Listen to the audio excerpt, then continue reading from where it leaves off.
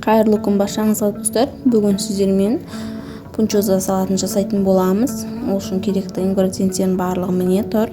Мен етімді ұзынша ет турап дайындап алдым. Және 3-4 бас чеснок қажет болады бізге.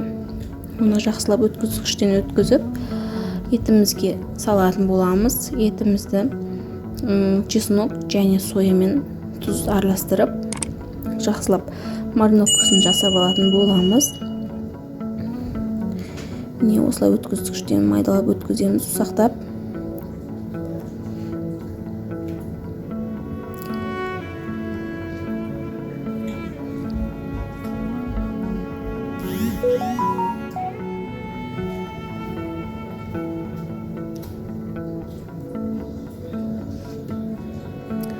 Осылай өткізіп алған соң соямызды құямыз.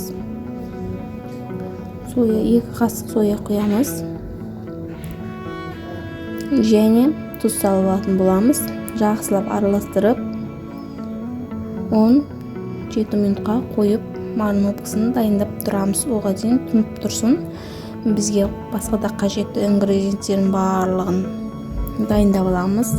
Сәбізімізді өткізгіштен өткізіп аламыз осылай. Міне өткізіп дайындап алдым. Және бізге қиярымыз және болгарскийіміз қажет болады.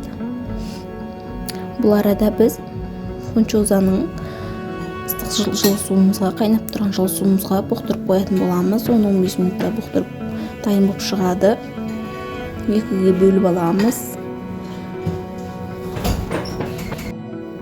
Осылай чухалап турап алатын боламыз. Қайырымды турап болып дайындап болдым. Енді болгарскийімізді тураймыз. Болгарскийімізді ұзын-ұзын етіп турап алатын боламыз. Менде болгарскийдің қызыл және сары түсінен қостым. Жақсылап ұзыншалап турап алатын боламыз бұларды.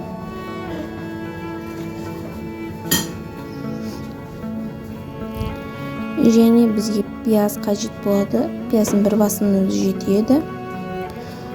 Тоже бұларды пиязды майдалап, чухалап турап аламыз.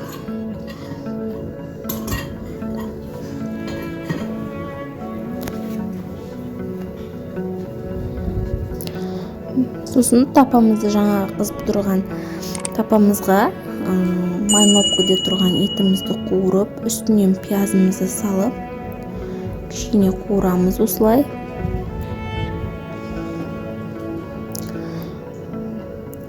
Үстінен теркіден өткізген сәбізімізді саламыз. Кішкене 10-15 минут қуырып алатын боламыз. Барлығын бір араластырып. Осылай қуырып аламыз. Жаңағы болгарскийіміз және огурцымызды саламыз үстінен. Бұларды да бір қайтара араластырамыз. Және бізге керекті ингредиенттерімізді қосамыз. Қоспаларымыздың барлығын, тұзын жақсылап өзінің мөлшерінде етіп салып алатын боламыз барлығын.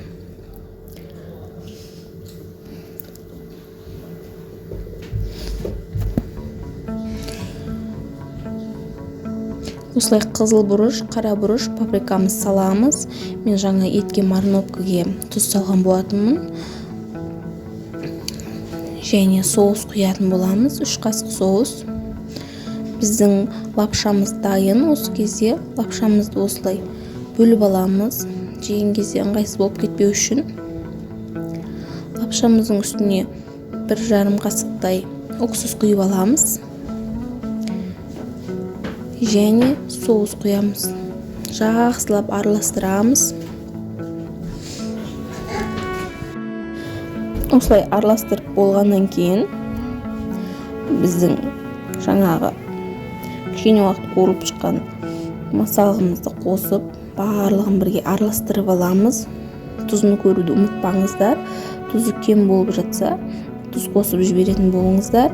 Осылай жақсылап араластырамыз. Міндетті түрде жасаңыздар. Мен рецептім бойынша өте оңай. 10 минутта дайын болатын салатымыздың бірі. Қонақтарыңызға алдына қоюларыңызға болады. Міне менде дайын өте әдемі көрінісі де тартып тұратын фунчоза салат міндетті түрде жасап көріңіздер. Бетіне күнжіт сеуіп қойсаңыздар болады. Менің каналыма лайк басып тіркеліп қолдап кетіңіздер.